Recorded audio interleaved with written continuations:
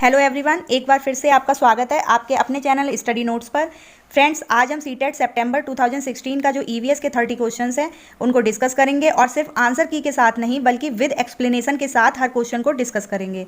Lecture को start करने से पहले मैं आपसे रिक्वेस्ट करना चाहूँगी कि अगर आपको हमारी वीडियोज़ अच्छी लग रही हैं, समझ में आ रही हैं, तो प्लीज़ वीडियो को लाइक करें, शेयर करें, कमेंट करें और चैनल को सब्सक्राइब जरूर करें, क्योंकि हम पूरे एफर्ट्स के साथ वीडियोज़ बनाते हैं और हर संभव प्रयास करते हैं, कोशिश करते हैं कि आपको जो है वो सारी चीज़ें समझ में आ जाएं। तो देखिए, चलिए स्टार्ट करते हैं हमारा आज का लेक्चर, जो कि क्वेश्चन नंबर फर्स्ट जो ईवीएस का है, क्वेश्चन नंबर 61, उसको देख लेते हैं। इसमें कहा जा रहा है पर्यावरण अध्ययन के पाठ्यक्रम, जिसमें 6 उपविषयों के चतुर्दिक निर्मित किया गया है, जिसमें पौधे और पशु को जानबूझकर फैमिली और फ्रेंड्स जो है उपविषय के अंतर्गत सम्मिलित किया गया है। इसके लिए निम्नलिखित में से एक कारण को छोड़कर शेष सभी कारण हो सकते हैं। वह एक कारण जो है वो कौन सा है, वो कारण पूछा गया है। तो फ्रेंड्स, मैंने आपको ईवीएस की जो मेन 6 थीम है वो बताई थी, जिसमें कि सब थीम जो होती हैं वो भी शामिल होती हैं। तो यहाँ पर जो फैमिली एंड फ्रेंड्स है, वो क्या है, मेन थीम है। और इसके अंतर्गत जो है वो प्लांट्स एंड एनिमल्स जो है वो इसके अंतर्गत सब थीम के रूप में इसको शामिल किया गया है। तो इसका जो कारण है वो क्या है, और इसमें कहा गया है कि कौन सा एक कारण जो है जो नहीं होगा वो हमें बताना है। तो हम ऑप्शन को पढ़ लेते हैं। ऑप्शन नंबर फर्स्ट कह रहा है सामाजिक और सांस्कृतिक संदर्भ में पौधों और पशुओं के स्थान पर निर्धारित करने में विद्यार्थियों को सहायता करना। ये बात सही है। इस बात को उभारना कि किस प्रकार मनुष्य एक दूसरे से घनिष्ठ संबंधों को साझा करते हैं। ये बात भी बिल्कुल सही है। इस बात को उभारना कि किस प्रकार कुछ समुदायों के जीवन और आजीविकाएं विशेष पशुओं या पौधों से, ठीक है, पौधों से घनिष्ठ रूप से जुड़े हुए हैं। ये बात भी सही है। उसके बाद जो ऑप्शन नंबर 4 है वो कह रहा है विद्यार्थियों को विज्ञान के दृष्टिकोण से पौधों और पशुओं को समझने में सक्षम बनाना। ये बात जो है वो बिल्कुल गलत हो जाएगी। विज्ञान के दृष्टिकोण से सिर्फ पौधे क्या हैं और पशु क्या हैं उनको समझने में सक्षम बनाना, उनकी जानकारी प्रदान करना, क्या यही एक कारण है कि इसको सब थीम के रूप में सम्मिलित किया गया है? ये बात बिल्कुल गलत हो जाएगी। तो हमारा यहाँ पर एक कारण को छोड़कर पूछा गया है। तो यही जो है ऑप्शन नंबर 4 61 का हमारा राइट आंसर हो जाएगा। क्वेश्चन नंबर 62 है, अब इसको देख लेते हैं। इसमें कहा जा रहा है, ये कह रहा है पर्यावरण अध्ययन के शिक्षण अधिगम में सर्वेक्षण का उद्देश्य है। यानी कि इन्वायरमेंट में जो टीचिंग लर्निंग प्रोसेस है उसमें जो सर्वे आता है, जो सर्वे किया जाता है, उसका मेन मोटिव क्या है? यहाँ पर मेन मोटिव पूछा जा रहा है, उद्देश्य पूछा जा रहा है। तो ऑप्शन नंबर फर्स्ट है समुदाय के साथ अन्योन्य क्रिया का अवसर प्रदान करना, ठीक है, इंटरेक्ट करना। ये बात तो बिल्कुल सही है। बच्चों को विभिन्न लोगों के प्रति संवेदनशील बनाना, ये भी बिल्कुल सही है कि सर्वे के माध्यम से ये भी कार्य पूरा होता है। सूचना को प्रत्यक्ष प्राप्त करने का अवसर मिलना, ठीक है, चीज़ें जो हैं बच्चों को प्रोवाइड कराई जाएंगी कि सामने से प्रत्यक्ष रूप से बच्चे जो हैं उन चीज़ों को देखेंगे और जानकारी को उनको कलेक्ट करेंगे। ये भी बिल्कुल सही है। आकलन के एक अवसर के रूप में अपॉर्चुनिटी प्रदान की जा रही है, ये भी बिल्कुल सही है। तो हमारा जो इसका 62 का राइट आंसर होगा वो होगा option number first A, B, C, D। ये चारों ही जो हैं ऑप्शन बिल्कुल करेक्ट हो जाएंगे। क्वेश्चन नंबर 63 है। अब इससे पहले जो है क्वेश्चन नंबर 63 से 65 तक निम्नलिखित अवतरण पर आधारित हैं, ठीक है, इस पर आधारित हैं। ये जो आपको दिया गया है, ये जो एक पैराग्राफ दिया गया है उस पर आधारित हैं, ठीक है, 4 लाइनें दी गई हैं, उन पर क्वेश्चन नंबर 63 से 65 तक आपको आंसर देने हैं इस पैराग्राफ पर बेस्ड। तो देखिए, क्वेश्चन नंबर जो हमारा 63 है उसको देख लेते हैं। पहले हम इस पैराग्राफ को पढ़ लेते हैं। शिक्षक द्वारा प्रदर्शित एक कटोरे में पानी उबालने और उसका वाष्पीकरण मैं पहले भी आपको बता चुकी हूँ दूसरी वाली वीडियोज में। वाष्पीकरण हो जाने के प्रयोग को देखने के बाद 7 से 8 वर्ष के जो बच्चे हैं उनके द्वारा दिए गए उत्तर इस प्रकार हैं। यानी कि बच्चों ने उस प्रोसेस को देखा और उसके बारे में जो कल्पना की है, जो उनके विचार थे, वो ये दिए गए हैं आपको, ठीक है, ये 4। अब इनको देख लेते हैं ये क्या है। इसमें कहा जा रहा है एक बच्चे ने कहा है, बच्चे ये बातें कह रहे हैं, पानी गुम हो गया, कटोरे ने पानी को सोख लिया, आग ने पानी पी लिया, भगवान ने पानी पी लिया। इस तरीके से उनके विचार जो हैं, उनकी कल्पनाएं जो हैं वो निकलकर सामने आ रही हैं बच्चों की। क्वेश्चन नंबर 63 जो है वो इसी पर बेस्ड हमें आंसर देना है। ये उत्तर बच्चों और उनके विचारों के बारे में क्या बताते हैं? तो इसका जो हमारा राइट आंसर होगा वो होगा ऑप्शन नंबर 4। 63 का राइट आंसर होगा ऑप्शन नंबर 4, वाष्पीकरण के बारे में बच्चों के विकल्पी विचार। यानी कि जिससे कि जो बच्चों को विचारों की जो अभिव्यक्ति है उसका क्या होगा, उसको उनको अपॉर्चुनिटी मिलेगी कि वो अपने विचारों की अभिव्यक्ति का अवसर प्रदान होगा उनको, ठीक है। तो क्वेश्चन नंबर 63 का राइट आंसर होगा ऑप्शन नंबर 4। उसके बाद है शिक्षक को, क्वेश्चन नंबर 64 है, शिक्षक को इन उत्तरों का सामना किस प्रकार करना चाहिए? यानी कि जो आंसर दिए गए हैं, ये बच्चों ने जो कल्पनाएं की हैं उस पर बेस जो आंसर दिए हैं, उन उत्तरों का सामना किस तरह से करना चाहिए? तो इसका जो हमारा राइट आंसर होगा वो होगा, इसका आंसर है ऑप्शन नंबर 3 उनके विचारों तक पुनः पहुंचने के लिए, ठीक है, जो बच्चे अभिव्यक्ति कर रहे हैं उनके विचारों को और जानने के लिए, पुनः अभिव्यक्ति के लिए एक चर्चा जो है वो प्रारंभ करनी चाहिए, ठीक। तो ये हमारा जो है वो राइट आंसर हो जाएगा। क्वेश्चन नंबर 65 है, इसमें कहा जा रहा है वाष्पीकरण विषय पर बच्चों की विविध सोच का आकलन करने के लिए निम्नलिखित में से कौन सा प्रश्न एक नमूना हो सकता है, यानी कि इनमें से कौन सा जो प्रश्न है वो एक नमूने के तौर पर आप उसको शामिल कर सकते हो। तो देखिए क्या होता है यदि जल चक्र होता ही नहीं, ठीक है। दूसरा कहा जा रहा है जल चक्र के क्रम के सोपान, सिर्फ सोपानों की सूची बता रहा है, जो कि गलत हो जाएगा, ठीक है। और इसमें क्या होगा, बच्चे सिर्फ स्टेप्स लिख देंगे, जो कि क्या है एक लिमिटेड यानी कि क्लोज एंडेड जो क्वेश्चंस होते हैं उनका काम करेगा। जल चक्र का आरेख बनाने की बात की जा रही है और उनके नाम लिखने की, ये भी हमारा गलत हो जाएगा। जल चक्र के 5 लाभ बता दिए जाएंगे, एडवांटेजेस, वो भी हमारा गलत हो जाएगा। और अगर अभी यही देखिए ऑप्शन नंबर जो फर्स्ट है, इसमें कहा जा रहा है क्या होता, यानी कि बच्चे जो हैं वो अपने विचारों की अभिव्यक्ति पूरी तरह से कर सकते हैं और वो जो जो कल्पनाएं कर रहे हैं, जो जो उस प्रोसेस के बारे में सोच रहे हैं, वो पूरी तरह से अनलिमिटेड तरीके से बता सकते हैं उसको, ठीक है। कितने भी शब्दों में अपनी व्याख्या को पूरा कर सकते हैं। तो क्या होता यदि जल चक्र होता ही नहीं, ये क्वेश्चन जो है वो बिल्कुल राइट आंसर हो जाएगा। आई होप कि आपको समझ में आ गया होगा। क्वेश्चन नंबर 66 है, इसमें कहा जा रहा है, क्वेश्चन नंबर जो 66 है इसमें कौन से राज्य जम्मू कश्मीर की नेबरिंग जो स्टेट्स हैं वो पूछे जा रहे हैं, ठीक है, यानी कि राज्य पूछे जा रहे हैं। तो देखिए मैंने आपको पहले जो तमिलनाडु के बताए थे वो इधर साइड को थे, ठीक है। अब जो हमारा जम्मू कश्मीर है उसका पहले देख लेते हैं। अब ये है इंडिया का जो मैप है वो इस तरीके से आता है, ठीक है। तो ये नॉर्थ साइड हो गई, ये क्या हो गई, नॉर्थ साइड हो गई। अब यहाँ पे ये जो है वो लद्दाख हो गया, ये लद्दाख हो गया, ये जम्मू हो गया, जम्मू कश्मीर। उसके बाद ये जो है हमारा इधर साइड को आ जाएगा हिमाचल प्रदेश, और इधर साइड को हमारा क्या आ जाएगा, ये पंजाब आ जाएगा, ठीक है। ये क्या है, पंजाब हो गया, लद्दाख, हिमाचल प्रदेश, पंजाब, जम्मू कश्मीर। तो जम्मू कश्मीर की अगर नेबरिंग स्टेट पूछे जाएंगे तो कौन से हो जाएंगे, हिमाचल प्रदेश और पंजाब। लद्दाख तो इसमें कहीं दे नहीं रखा है, ठीक है। तो हिमाचल प्रदेश और पंजाब, यानी कि ऑप्शन नंबर जो हमारा फर्स्ट है वही हमारा राइट आंसर हो जाएगा। अब क्वेश्चन नंबर 67 देख लेते हैं। क्वेश्चन नंबर 67 है, प्रत्येक स्थान के नाम के साथ उस क्षेत्र में बनाए जाने वाले सामान्य घरों के विवरण का मिलान कीजिए, यानी कि उस स्थान पर किस प्रकार के घर बनाए जाते हैं उनका हमें क्या करना है, मैचिंग करनी है। तो ए में पूछा गया मनाली, इसका हमारा आंसर होगा मनाली, यानी कि ऑप्शन सेकंड, पत्थर या लकड़ी से बने ढालू छतों वाले घर। राजस्थान, इसका हो जाएगा फोर्थ वाला, मिट्टी के घर जिनकी छतें कटीली झाड़ियों, ठीक है, कटीली झाड़ियों से छाई होती हैं।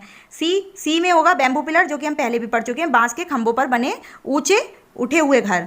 लद्दाख का हो जाएगा फिफ्थ वाला, पत्थर के बने घर जिनके फर्श और छतें लकड़ी की बनी होती हैं। तो इसका जो हमारा राइट आंसर होगा वो होगा ऑप्शन नंबर सेकंड, ये हमारा जो है वो राइट आंसर हो जाएगा। क्वेश्चन नंबर 68 है, इसमें कहा जा रहा है पशुओं की त्वचा पर विविध पैटर्न या जो डिजाइन होते हैं वो किस वजह से बने होते हैं। तो इसका जो हमारा राइट आंसर होगा वो होगा ऑप्शन नंबर फोर्थ, उस जलवायु के कारण होते हैं जिसमें वे रहते हैं। अब जो पशु पक्षी होते हैं या जीव जंतु होते हैं वे एक स्थान पर रहते हैं, तो उनमें जो होता है वो अनुकूलन यानी कि अडेप्टेशन जो उसका गुण पाया जाता है। इसी वजह से क्या होता है, उस जलवायु के कारण उनकी जो बॉडी होती है उस पर क्या है, विविध टाइप की, मतलब बहुत सारे प्रकार की जो डिजाइंस होती हैं वो बनी हुई होती हैं, ठीक है, जिसमें वे रहते हैं। ये हमारा करेक्ट आंसर हो जाएगा।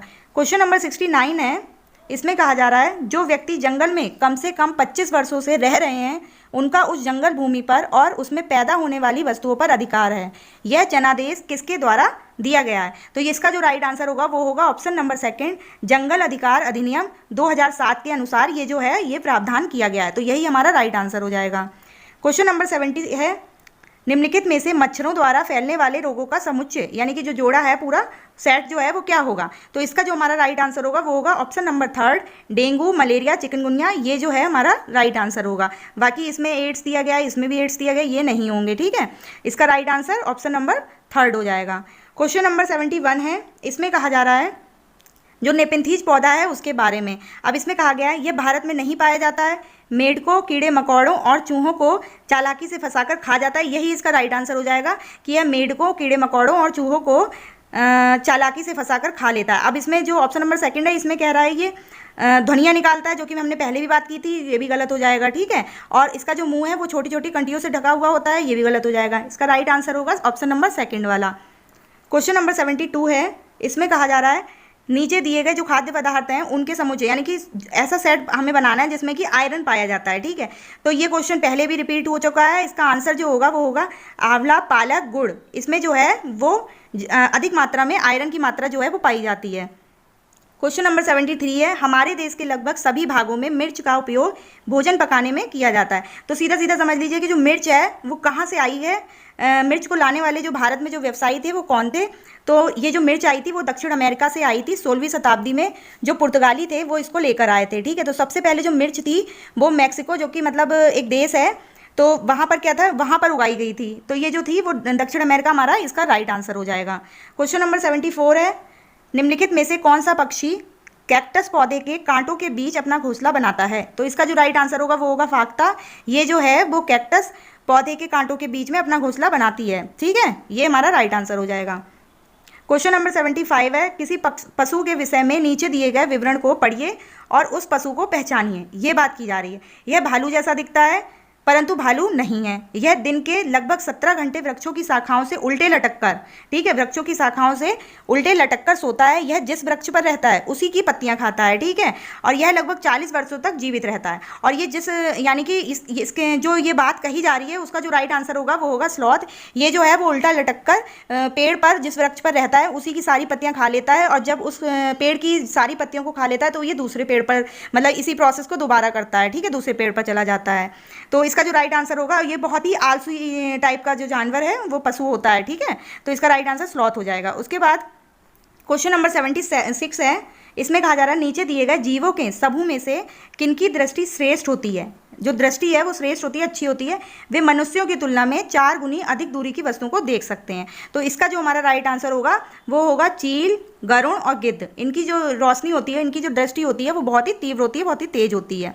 ये हमारा राइट आंसर हो जाएगा, ऑप्शन नंबर 2। उसके बाद क्वेश्चन नंबर 77 है, इसमें कहा जा रहा है नीचे दिए गए यानी कि खेती करने के विवरण को पढ़िए और इस ढंग की पहचान भी कीजिए। खेती के बारे में कहा जा रहा है, एक फसल को काटने के पश्चात खेत को कुछ वर्षों के लिए खाली छोड़ दिया जाता है, उसमें कुछ भी नहीं उगाया जाता है। इस भूमि में बांस या अन्य खरपतवार जो भी कुछ उगाता है उसे उन्हें जो है वो उखाड़ा नहीं जाता है, और बल्कि क्या करते हैं, काट कर जला दिया जाता है। यह राख जो है भूमि को उर्वर बनाती है। जब यह भूमि खेती के लिए तैयार हो जाती है तब उसे हल्का सा खोदा जाता है, भूमि को जोता नहीं जाता, और उस पर जो बीज है वो छिड़क दिए जाते हैं। तो ये जो पूरी कहानी है, ये जो पूरा सेंटेंस जो पैराग्राफ दे रखा है, ये झूम खेती के बारे में बात कर रहा है। ठीक है, इसका जो राइट आंसर होगा वो होगा झूम खेती।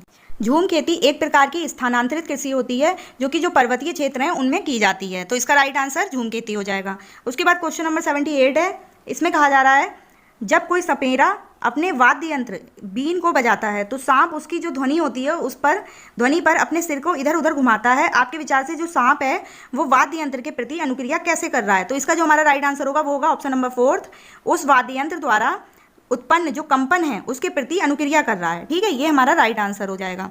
उसके बाद 79 क्वेश्चन है, ये कह रहा है परिवार एक इकाई होता है। ठीक है, परिवार जो है वो एक इकाई होता है जिसमें माता पिता और 2 बच्चे होते हैं। यह कथन तो मैंने पहले भी आपको बताया था कि एक एकल परिवार होता है, एक संयुक्त परिवार होता है।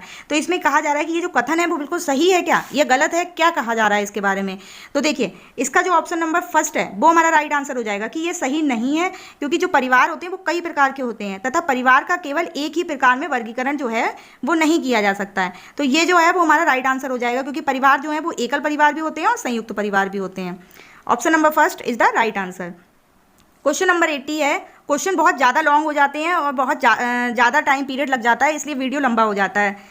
मानवों के पेट में आमाशय रस की प्रकृति होती है और वह भोजन के पाचन में सहायता करता है। तो इसका जो राइट आंसर होगा वो होगा ऑप्शन नंबर 2 अम्लीय। ठीक है, ये जो है इसका करेक्ट आंसर हो जाएगा। क्वेश्चन नंबर 81 है, इसमें कहा जा रहा है कक्षा 3 के एक शिक्षक ने अपने बच्चों को निम्नलिखित पेड़ों और पौधों की जो पत्तियां हैं उनको विभिन्न वर्गों में वर्गीकृत करने को कहा, क्लासिफाई करने को कहा। ठीक है, जैसे नींबू हो गया, आम, तुलसी, पुदीना, नीम, केला आदि। ठीक है, कुछ विद्यार्थियों ने पत्तियों का वर्गीकरण इस प्रकार किया, जैसे कि दवाओं के गुणों वाली जो पत्तियां थीं और दवाओं के गुण से रहित जो पत्तियां थीं उस आधार पर कर दिया।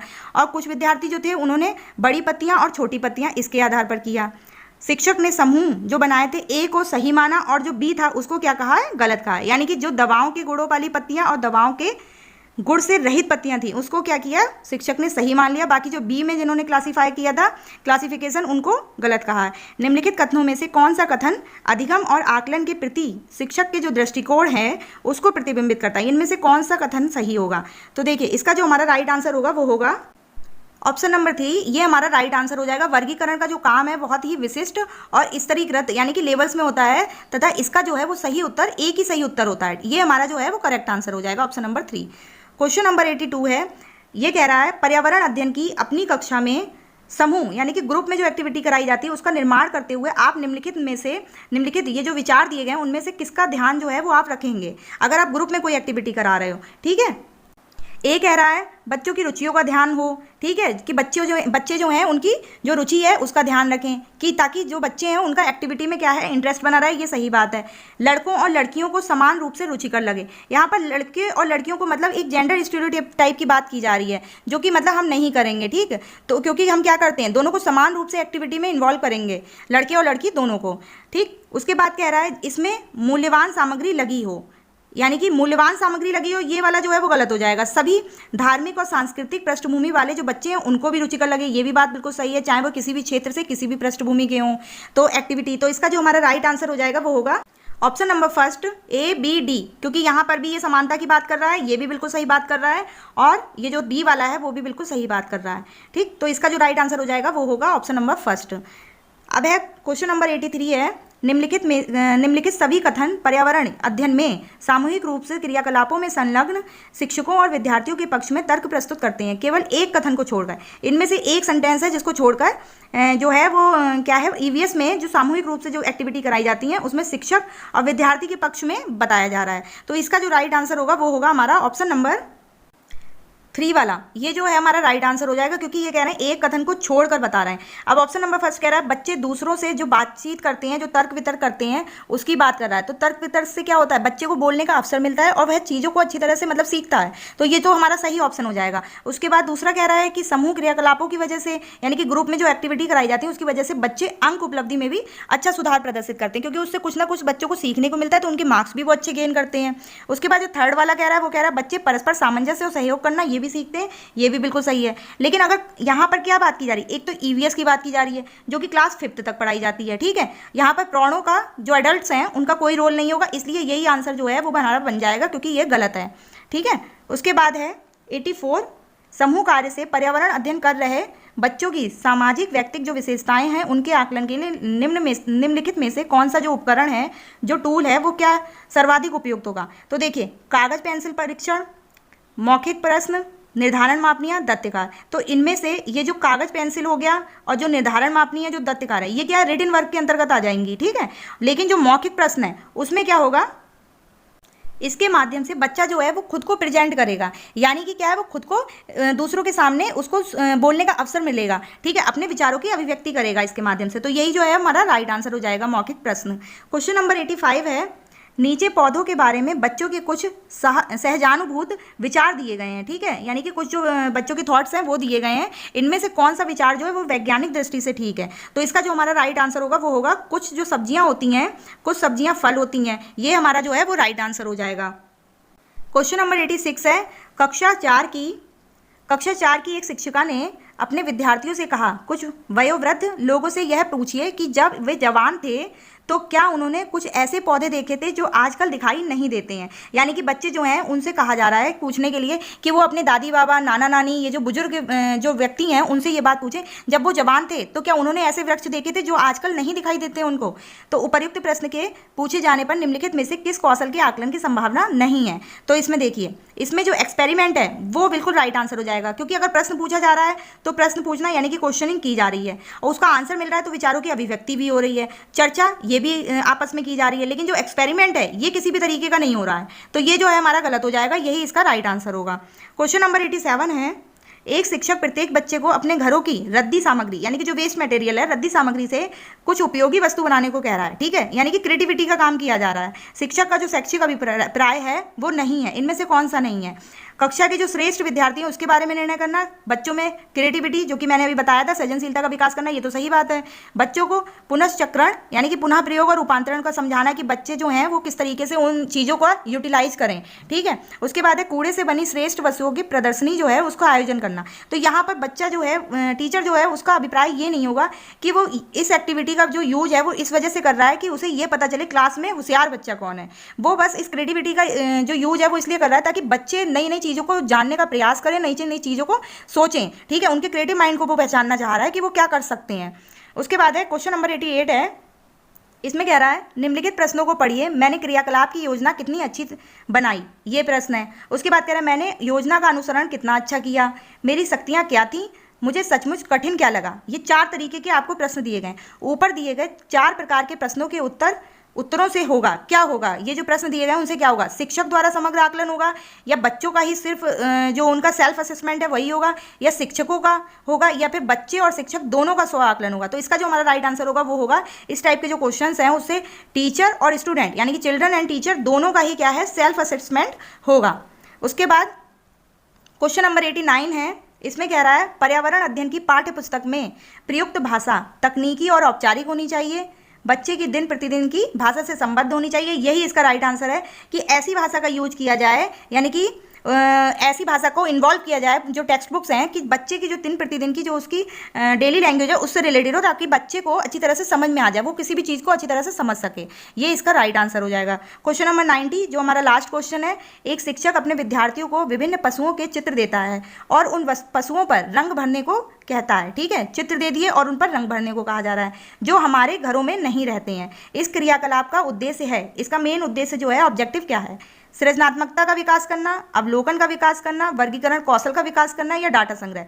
तो देखिए सृजनात्मकता भी हो रही है, अगर बच्चे पशुओं को चित्र को देख रहे हैं और उन पर कलर भर रहे हैं तो क्रिएटिविटी पता चल रही है कि बच्चा जो है वो किस तरीके से चीज़ों पर को मतलब एक फोकस करके चीज़ों को देख पा रहा है, परख पा रहा है। उसके बाद है अवलोकन, ये भी सही है, ऑब्जर्व भी कर रहा है। उसके बाद वर्गीकरण, जो कलर्स हैं उनमें क्लासिफिकेशन भी कर रहा है, जो एनिमल्स हैं उनमें भी क्लासिफिकेशन कर रहा है, लेकिन डाटा संग्रह किसी तरीके से नहीं कर रहा है कि जो डाटा को कलेक्ट करने कहीं जा रहा है, ये नहीं होगा। तो हमारा जो आंसर बना वो होगा क्वेश्चन नंबर 90 का ABC यानी कि ऑप्शन नंबर 2, ये जो है हमारा राइट आंसर है। तो फ्रेंड्स ये था ईवीएस के जो सितंबर 2016 में जो आपका एग्जाम हुआ था, ईवीएस के 30 क्वेश्चंस का डिस्कशन। आई होप कि आपको बहुत अच्छे से समझ में आया होगा। और फ्रेंड्स अगर सच में आपको हमारी वीडियो पसंद आ रही है और हमारे एफर्ट्स दिखाई दे रहे हैं तो प्लीज़ वीडियो को लाइक करें, शेयर करें और चैनल को सब्सक्राइब जरूर करें। Thanks to all.